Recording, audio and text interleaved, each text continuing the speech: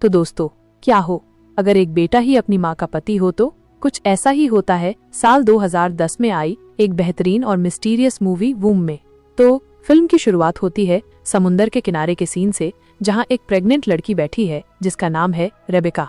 वो टुकुर टुकुर समंदर की लहरों को निहारती है और अपनी मन में अपने पति से बातें कर रही है, चाहे तुम मुझसे अब बात करो या ना करो, मैं तुमसे हमेशा बात करती रहूंगी। मैं जानती हूँ तुम मुझसे दूर जा चुके हो, लेकिन मेरा प्यार कभी कम नहीं हुआ। यहीं से हमें ये समझ आ जाता है कि रेबेका का पति अब इस दुनिया में नहीं रहा। रेबेका अपने पेट में पल रहे बच्चे को आखिरी तोहफा मानती है जो उसे अपने पति से मिला था। अब कहानी हमें रेबेका के बचपन में ले जाती है। हम देखते हैं एक छोटी सी रेबेका को जो उसी बीच पर खेल रही है। तभी वहाँ से एक छोटा लड़का गुजरता है जिसका नाम टॉमी है। दोनों की नजरें मिलती हैं और पहली मुलाकात में ही एक अट्रैक्शन महसूस होता है। अगले दिन टॉमी फिर से बीच पर आता है। रेबेका और टॉमी की दोस्ती हो जाती है और दोनों साथ खेलने लगते हैं। समय के साथ इनकी दोस्ती गहरी होती जाती है। एक दिन खेलते खेलते इन्हें एक छोटा सा स्नेल मिल जाता है। टॉमी कहता है कि कल हम इसे वापस समुंदर में छोड़ आएंगे, लेकिन तभी रेबेका बताती है कि अगली सुबह उसे जापान लौटना है। ये सुनकर टॉमी बहुत दुखी हो जाता है। रात को टॉमी रेबेका को कॉल कर कहता है, कल तुम मेरा पोर्ट पर इंतजार करना, मैं तुम्हारे लिए कुछ खास लाऊंगा। अगली सुबह रेबेका टॉमी का बेसब्री से इंतजार करती है, लेकिन टॉमी नहीं आता। उदास दिल से रेबेका बिना टॉमी से मिले ही चली जाती है और फिर कहानी में 12 साल का लंबा समय बीत जाता है। 12 साल बाद अब रेबेका वापस उसी टाउन लौटती है, सिर्फ टॉमी से मिलने के लिए। लेकिन जब वो टॉमी के घर पहुंचती है तो पता चलता है कि टॉमी अब वहां नहीं रहता। काफी कोशिशों के बाद वो टॉमी की माँ से मिलती है और पुराने किस्सों का जिक्र करके उसे अपने बारे में याद दिलाती है। आखिरकार उसे टॉमी का नया पता मिल जाता है। उत्साह से भरी रेबेका जब वहां पहुंचती है तो देखती है कि टॉमी के साथ एक और लड़की है। ये सब देखकर उसका दिल टूट जाता है, क्योंकि रेबेका को लगा था कि टॉमी ने भी उसके जितना ही इंतजार किया होगा। हालांकि टॉमी रेबेका को देखते ही पहचान जाता है। उनकी बातें शुरू होती हैं। उन दोनों के बीच की करीबी देखकर पास बैठी टॉमी की दोस्त गुस्से में वहां से उठकर चली जाती है। टॉमी उसे रोकता भी नहीं, जिससे साफ हो जाता है कि आज भी उसके दिल में रेबेका ही है। रेबेका अब एक सॉफ्टवेयर इंजीनियर बन चुकी थी और टॉमी एक बायोलॉजिस्ट। धीरे धीरे उनकी मुलाकातें बढ़ने लगती हैं। एक दिन बीच पर चलते हुए रेबेका आखिरकार पूछ ही लेती है, क्या वो लड़की तुम्हारी गर्लफ्रेंड थी? टॉमी मुस्कुराकर कहता है, नहीं, बस पहली बार मिली थी। ये सुनकर रेबेका के चेहरे पर भी हल्की सी मुस्कान आ जाती है। एक दिन रेबेका टॉमी से पूछती है, उस दिन तुम मुझे क्या देने वाले थे और तुम अगले दिन वहाँ क्यों नहीं आए? टॉमी थोड़ी देर के लिए चुप हो जाता है, फिर एक माचिस की डिब्बी लेकर आता है। उसके अंदर वो स्नेल था जिसे दोनों ने बचपन में उठाया था। टॉमी बताता है कि वो स्नेल उसे रेबेका को देने वाला था, लेकिन सो गया और वो मौका चूक गया। बाद में स्नेल मर गया, लेकिन टॉमी ने उसे फिर भी संभाल कर रखा, सिर्फ रेबेका की याद में। ये जानकर रेबेका का दिल भर आता है। उसे महसूस होता है कि टॉमी आज भी उससे उतना ही प्यार करता है। टॉमी उसे अपना एक्सपेरिमेंट दिखाता है जानवरों के क्लोन बनाने का। वो बताता है कि उसकी इस तकनीक से इंसानों का भी क्लोन बनाया जा सकता है। रेबेका इससे काफी प्रभावित होती है, लेकिन तभी कहानी एक दर्दनाक मोड़ लेती है। एक खूबसूरत जगह पर दोनों घूमने के लिए रुकते हैं।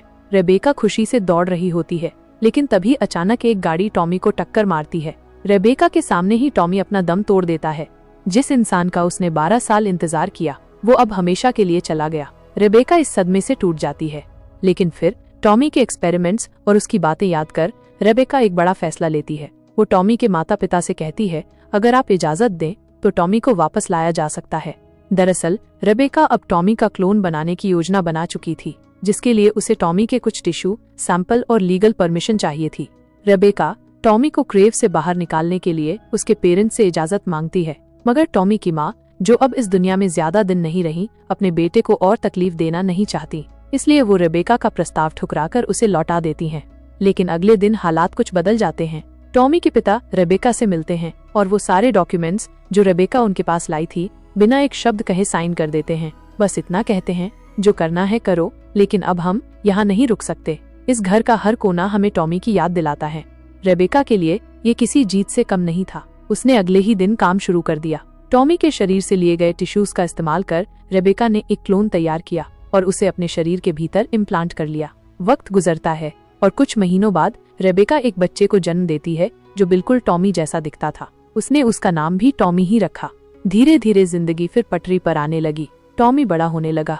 उसकी हर आदत, उसका बोलने का अंदाज, उसकी सोच सब कुछ पुराने टॉमी की तरह था। एक दिन टॉमी अपनी एक दोस्त को घर लाता है और अपने डैड के बारे में सवाल करता है। रेबेका थोड़ी असहज हो जाती है, फिर उसे समझाती है कि उसके पैदा होने से पहले ही उसके डैड का एक रोड एक्सीडेंट में निधन हो गया था। बात तो साधारण थी, पर इस छोटे से टाउन में एक अनजानी फुसफुसाहट शुरू हो गई थी। लोगों में ये चर्चा होने लगी थी कि रेबेका का बेटा टॉमी असल में एक इंसान नहीं है, बल्कि एक क्लोन है। धीरे धीरे लोग और बच्चे टॉमी से दूरी बनाने लगे। जब रेबेका ने टॉमी की दोस्त को फिर से घर बुलाया तो उसने मना कर दिया और उसने बोला कि मैं एक क्लोन के साथ नहीं खेल सकती। अगले दिन कुछ पेरेंट्स स्कूल पहुंचते हैं। वे प्रिंसिपल से शिकायत करते हैं कि टॉमी को स्कूल से निकाल दिया जाए। ये सब सुनकर रेबेका का दिल टूट जाता है। अब टॉमी का जन्मदिन आता है, लेकिन उस दिन कोई भी मेहमान नहीं आता। रेबेका की आंखों से आंसू छलक पड़ते हैं। वो समझ जाती है कि अब उसे इस शहर को छोड़ना ही होगा।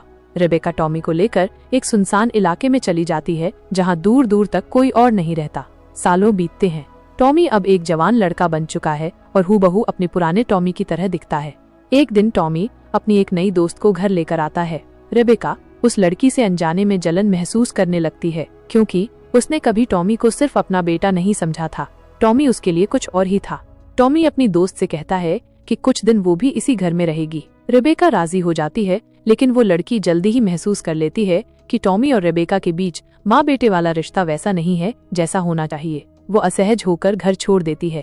कुछ समय बाद टॉमी की असली माँ यानी टॉमी के ओरिजिनल वर्जन की माँ मिलने आती है, लेकिन जब वो टॉमी के क्लोन को देखती है तो हैरान रह जाती है और वो बिना कुछ कहे चुपचाप वहाँ से चली जाती है।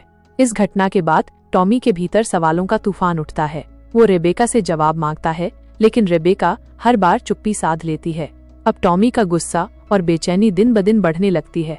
वो अपनी दोस्त के सामने भी आपा खो देता है और उस पर चिल्ला देता है। इसके बाद उसकी दोस्त डर के मारे उसे छोड़कर चली जाती है। गुस्से में टॉमी घर में तोड़फोड़ करता है और तब रेबेका को समझ आ जाता है कि अब सच छिपाना मुमकिन नहीं।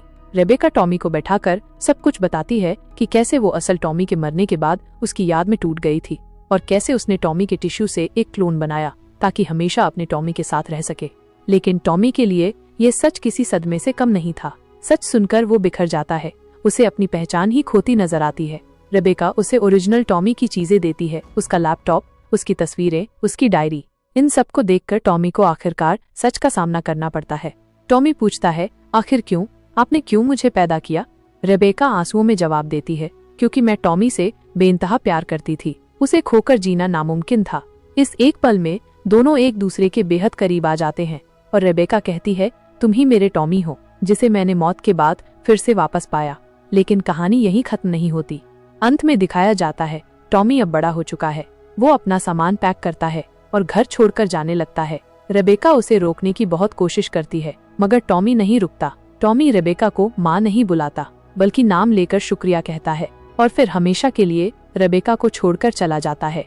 पीछे बस रह जाती है रेबेका रोती हुई और अकेली, और यहीं पर यह भावुक कहानी खत्म हो जाती है। अगर आपको ये वीडियो पसंद आया तो कृपया इसे लाइक करें और हमारे चैनल को सब्सक्राइब करना न भूलें। साथ ही कमेंट में हमें जरूर बताएं कि आप अगली बार किस फिल्म की एक्सप्लेनेशन वीडियो देखना चाहेंगे।